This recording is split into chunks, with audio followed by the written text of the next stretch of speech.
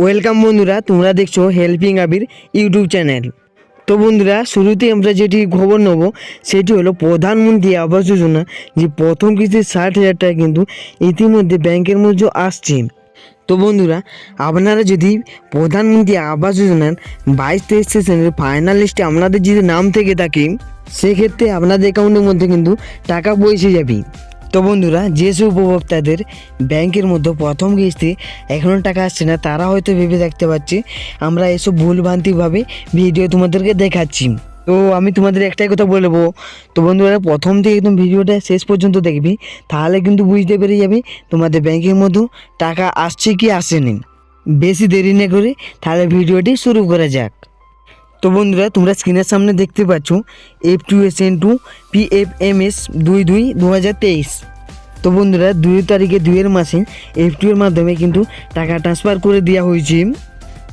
তো বন্ধুরা, তোমরা পাশেই দেখতে পাচ্ছ F2 রিসিভ FMS, তোমাদের জুম করে আমি দেখিয়ে দিচ্ছি 3/2/2023।